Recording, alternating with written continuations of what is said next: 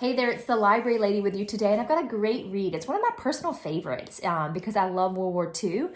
So if you have a child who likes World War II, who likes military type things because there's some spies involved, if they like the genre historical fiction, this may be a really great read. So Kimberly Bradley is the author, copyrighted in 2015 by Dial Books for Young Readers.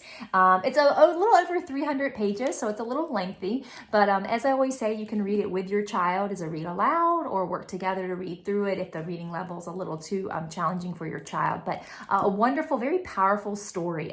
Ada and her brother Jamie live in London with a very kind of abusive, unkind mother. They are really poor, dirty children, and Ada faces a lot of challenges and difficulties because she actually has a physical deformity. She has a club foot, and her mom really has fed her these lies that she's kind of no good, won't amount to anything, and really kind of been really just unkind, including putting her under like a little staircase or I can't remember the containment that she's in. Cupboard, I think, and just really mean and horrible. And so they take it upon themselves to escape and to leave these conditions in which they live with. The bombings are coming for the city of London, and so they take a chance to go ahead and board the trains. See the train?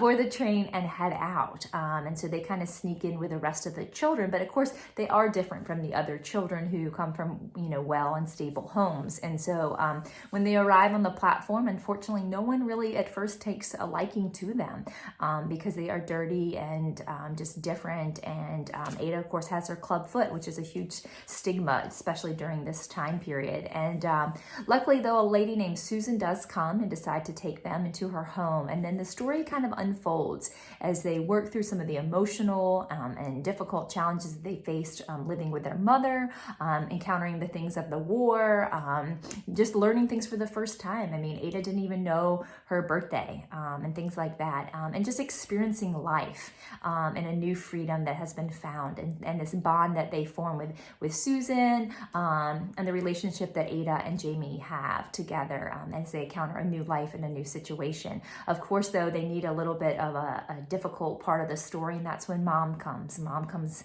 and finds out where they are and wants her children back. And so we have a real struggle now between Mom and the lady that's really shown them love and kindness. And so it's just an emotional story, very well written. There actually is a sequel to it called The War I Finally Won.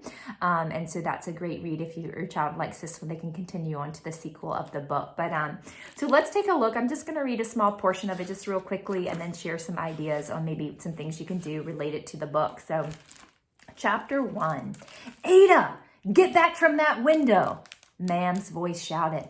Ma'am's arm grabbing mine, yanking me so I toppled off my chair and fell hard to the floor. I was only saying hello to Stephen White.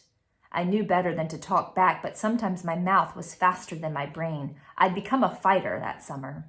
Mom smacked me, hard. My head snapped back against the chair leg, and for a moment I saw stars. Don't you be talking to nobody, Ma'am said. I let you look out that window out of the kindness of my heart, but I'll board it over if you go sticking your nose out, much less talking to anyone. Jamie's out there, I mumbled. And why shouldn't he be, Ma'am answered. He ain't a cripple, not like you. I clamped my lips over what I might have said next, and I shook my head to clear it, and then I saw the smear of blood on the floor. Oh, mercy, I hadn't cleaned it all up from this afternoon. If Mom saw it, she'd put 2 and 2 together fast. Then I'd be in the soup for sure. I slid over until my bottom covered the blood stain, and I curled my bad foot beneath me. You better be making me tea, Ma'am said. She sat on the edge of the bed and peeled off her stockings, wiggling her 2 good feet near my face. I'm off to work for a bit. Yes, ma'am. I pushed my window chair sideways to hide the blood. I crawled across the floor, keeping my scabbed over bad foot out of Ma'am's line of sight. I pulled myself into our second chair, lit the gas ring, and put the kettle on. Cut me some bread and dripping, Ma'am said. Get some for your brother, too, she laughed. And if there's any left, you can throw it out the window. See if Stephen White would like your dinner. How would you like that? I didn't say anything. I cut 2 thick slices off the bread and shoved the rest behind the sink. Jamie wouldn't come home until after Ma'am left anyhow, and he always shared whatever food there was left with me. When the tea was ready, Ma'am came to get her mug. I see that look in your eyes, my girl, she said. Don't start thinking you can cross me. You're lucky I put up with you as it is. You have no idea how much worse things can be. I had poured myself a mug of tea, too. I took a deep swallow and felt the hot liquid scald a trail clear down my gut. Ma'am wasn't kidding, but then neither was I. There are all kinds of wars. This story I'm telling starts out 4 years ago at the beginning of summer of 1939. England stood on the edge of a great war then, the war in the middle that we're in the middle of now. Most people were afraid. I was 10 years old, though I didn't know my age at the time. And while I had heard of Hitler, little bits and pieces of swear words floated from the lane to my third floor windows. I wasn't the least bit concerned with him or any other war between nations. You think from what I already told you that I was at war with my mother, but my first war, the one I waged that June, was between my brother and me. And so I'll kind of stop there, and it kind of tells her story. So you can already see within the first 2 pages that her mom really is a horrible person in the way that she treats Ada. And Jamie does have these other privileges and rights because he isn't deformed. And that really holds Ada back within her house and the way that her mother perceives her. And so, again, just a wonderful story. And I definitely recommend checking it out. I came up with just a few ideas on ways you can kind of connect with the book with your child. The first thing is just talking about what freedom means, especially I'm making this video just after Memorial Day.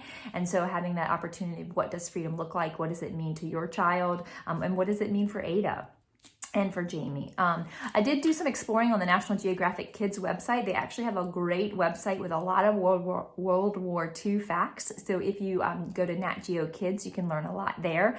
Also during this COVID crisis, a lot of people have taken up gardening and planting and things like that. And so during the World War II time period, a lot of British citizens planted UK what was called victory gardens. And your child, or you may have even heard that term now with all this COVID. And so it's a great opportunity to kind of Google UK victory gardens and look at some real actual photographs of them, and then maybe start your own victory garden and kind of grow some crops and get into that.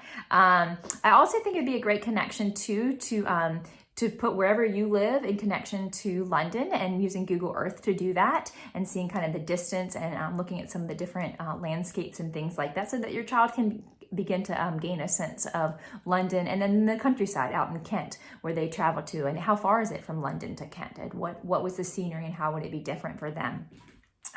Again, with that, I know I featured another British book on my channel, is just comparing words and phrases. Although we both speak English, they're very different. So it may be fun to keep a running list of British words and their English translations, such as chips and fries and things like that. So that can be a fun activity. Penguin House Publishing does offer a great educator's guide that I would recommend. So if you Google educator guide for War That Saved My Life, it should probably come up within the first few hits.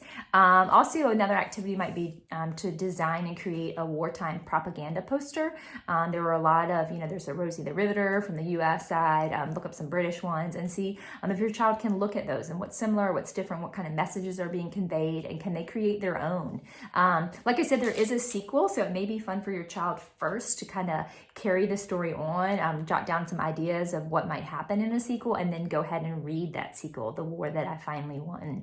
And then also, I always love to make book trailers. Have your child make a book trailer online with some digital options there and technology to tell about the story, to recap it and make a little book trailer. So that can be a lot of fun as well. So I also think just exploring the title, The War That Saved My Life, what does that mean? What does that look like for Ada and Jamie, and how that relates to what happens in the story. So definitely a great read. Check it out, The War That Saved My Life, and I'll see you next time on What's the Story. Thanks so much. And don't forget, if you haven't clicked subscribe, go ahead and do that so you don't miss out on the next great read. Have a great day.